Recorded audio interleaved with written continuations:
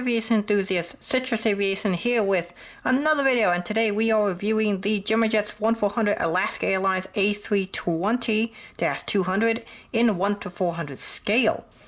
Alaska Airlines started as a service from Seattle, Washington to parts of Alaska in 1932, and they continued to grow and expand, and eventually by the 2000s would become a major West Coast airline.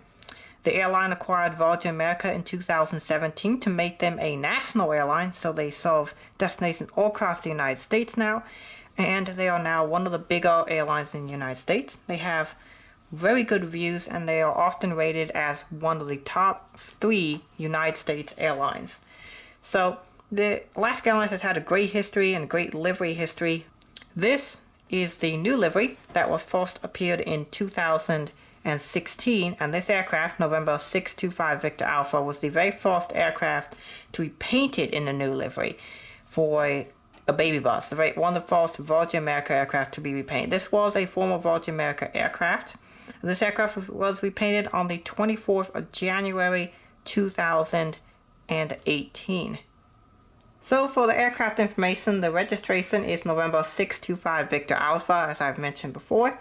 This aircraft was first flown on the 29th of May 2006 and was delivered June the 20th 2006 as well. And this aircraft is line number 2800, which is the same as the construction number. So Boeing and Airbus do different construction numbers. Airbus has the same CN number as the same as the line number, which makes it easy to follow. The aircraft flew for Virgin America until it was repainted on the 24th of January 2018, which also happens to be the same date that the two airlines officially merged, which is really cool. This was also the very first Airbus aircraft painted into the Alaska Airlines livery, which is super cool. And since then, every single Airbus aircraft has been repainted as of May the 21st, 2019, which is really sad. I did see this aircraft sister ship, November 640 Victor Alpha, at Nashville, and that picture turned out really, really good. So moving on to model information, this is a Gemini Jets model that was released in July of 2018 with an MSRP of $41.95. Yeah, that's really expensive, but with discounts they can get from dealers, that'll be down to about $33 wherever this model is being sold. The box is fairly standard Gemini Jets. It's nothing special, but it's nothing terrible either. It's just a typical Gemini Jets box. Alright, so moving on to the details of the model, we have the nose cone, where the radar dome is, as well as the cockpit windows. And we're going to see the landing gear detail, and moving on to the side of the aircraft, we have the L1 door, right there, the Alaska Airlines titles, which seem to be a little bit low on this model. I'm not exactly sure if that's correct or not, but they're there. There's also some detail here, and the parcel registration is on the gear door. Moving down, we have the first class and the economy plus section, as well as the 2 older wing emergency exits. There is no landing light detail. Also, this model likes to tip a lot, so that is something you gotta be careful about some of these Gemini Jets models.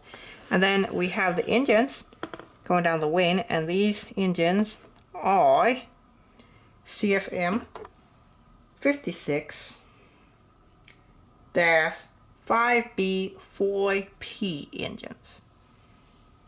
And there are 2 of them on this aircraft, of course. So now moving down to the navigation light and the winglet, which is really nice done on this model.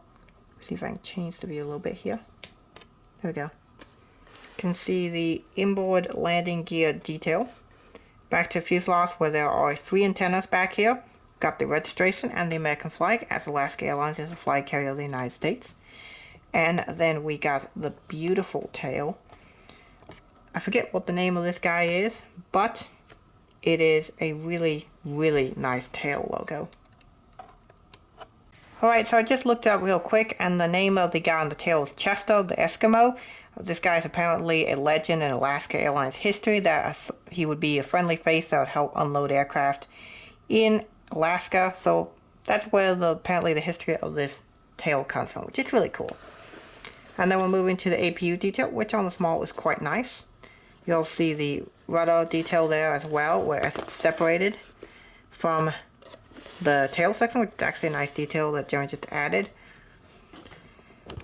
And then we will also take a look at the back of the engine and wing detail, which is pretty good.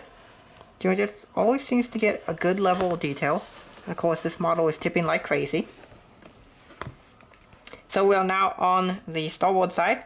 We have basically the reverse of the other side, but we do have a cargo bay doorway here. And then we have the engine again.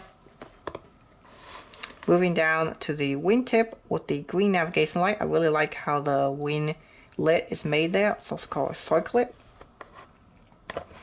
And then we can see back here to the rear cargo container door. There's two of them, one there and a smaller one there. The L2 door. And then Chester, the Eskimo, again on the tail section. Now we're moving to the details on the top and bottom of the aircraft.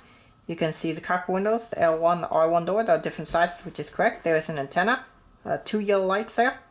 There is the beacon light, the over-the-wing emergency exits. You can see no step on the wing as well, is written there, and the top of the engine detail, which is pretty good. Moving down, we have a Wi-Fi box, which is not modeled on this aircraft, other than just being painted there, which is unfortunate. And then we have the two antennas here, and then the back and the horizontal stabilizers. I do not see logo lights printed on here, although they might be there, I just don't see them. And then on the bottom side of the aircraft, this is where the newer mold has superiority to the old one. You can see there's some writing on the front there. I can't exactly tell at the moment, but it appears to be either the aircraft type or the registration. I'll definitely have it written below what it is. A lot of good detail here on the bottom.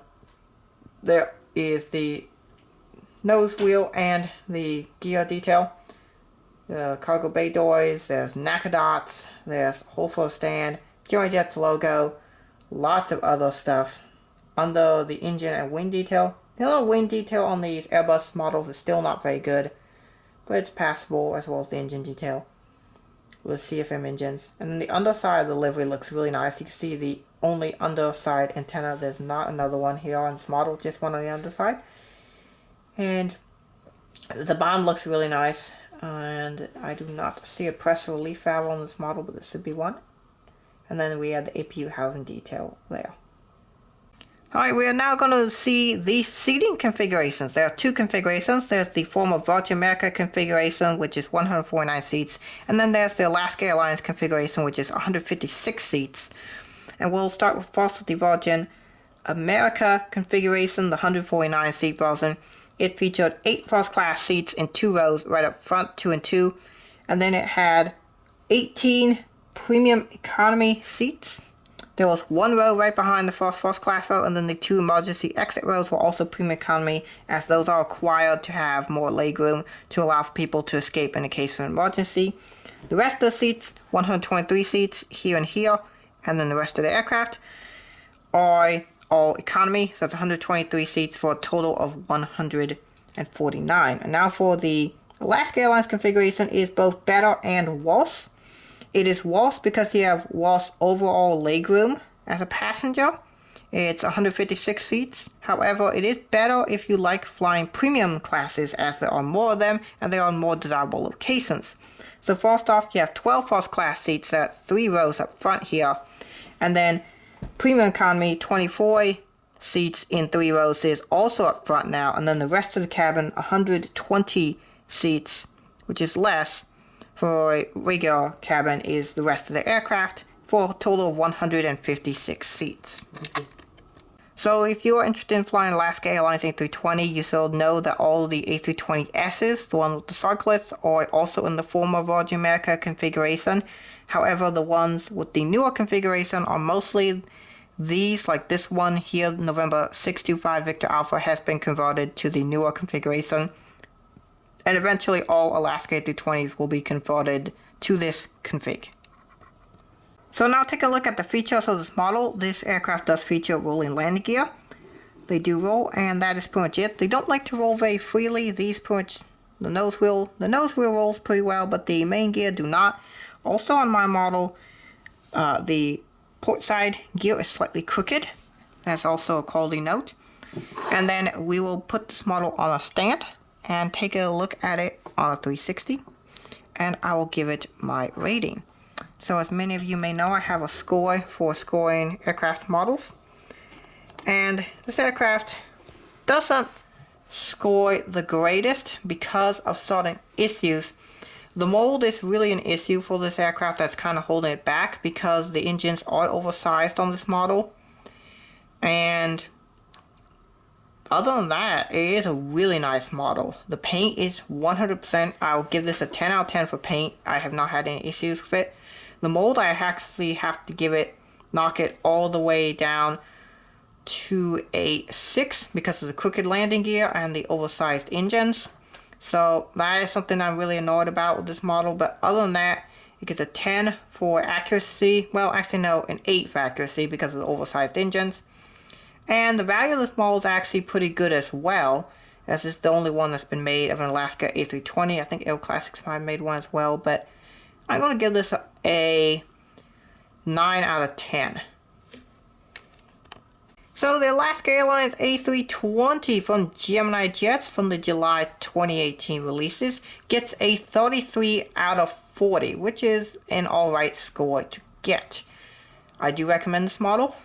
So if you're looking for an Alaska A320, this would be a good model for you.